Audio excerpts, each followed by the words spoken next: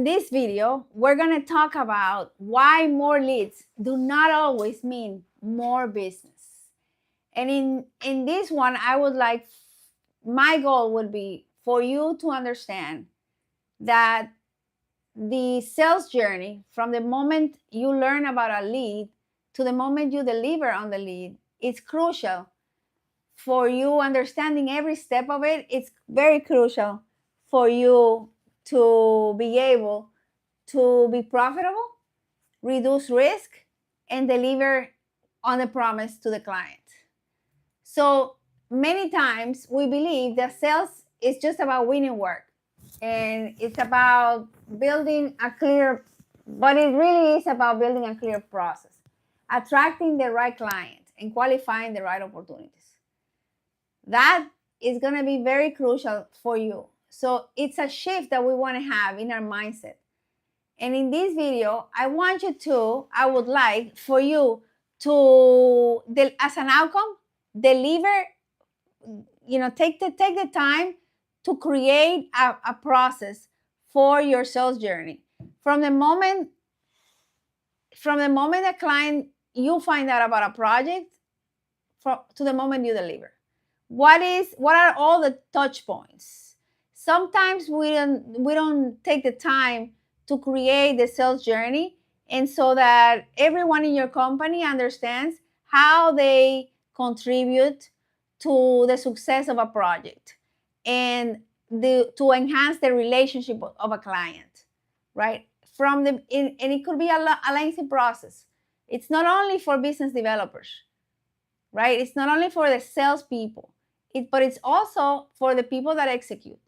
They want to understand what it takes to get a project before they actually can touch it. So I'm going to give you 3 secrets. Number one is to build a clear sales process. Yes, a clear one from the beginning to the end. If you cannot measure your sales process, you cannot improve it. So what is it that makes you successful when you are building your backlog? That would be your sales process, right? The backlog. And we know in our industry, it can be, some people use, as sophisticated as some people use. So let me backtrack. If you're starting a company, you go into websites where clients advertise depending on your niche, on your focus, whether it's private, whether it's government. You go to the website where they advertise the project. If you are getting a project as a prime, but if you're getting a project as a sub, as a trade partner, now you want to market to large companies or the primes. So it depends on the sector, right? But at the very basic principle, you are having a connection with the client through, whether it's a website, but it could also be through an architect, through a prime, through a networking event. And that is just the first touch point. That makes you aware that the client has a need. There's a need that has to be met, and there's a client that has the need. That is the beginning of the process. So the sales journey ends when you deliver on the promise. So you want to understand what it takes to go through that journey. And in construction, it could be, depending on what type, it could be 2 years, it could be a year, it could be who knows, because you could be on a project that takes 5 years to complete because there's a delay of some sort. So understand that cycle is crucial. And if you can break it down, it will help you so much in the systems that you have to create in order to be able to deliver on that promise. The second thing you want to focus on, the second bucket, second secret, is be specific about your niche. Be specific. What are you serving? What is the promise that you, what is it that you do really well? What problem do you solve best? Because trying to serve everybody dilutes your effectiveness. So what is the promise? And now, with the changes that our industry is having, the world is having, you want to be as specific as you can, right? Us general contractors, we want to become more specific too.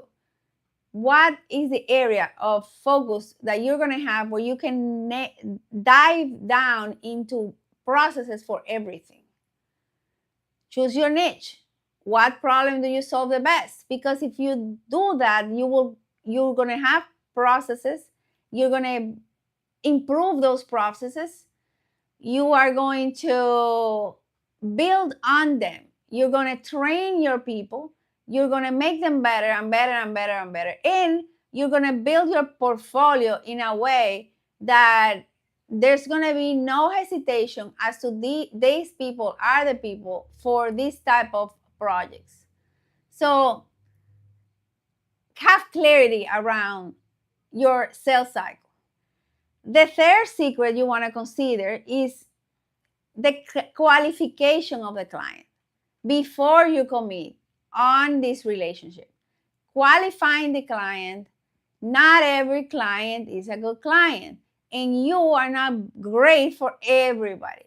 So research the client, evaluate values, mission, purpose, alignment.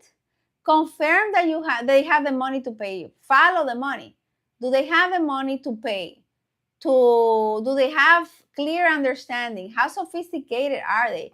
How do they solve problems? How do they make decisions?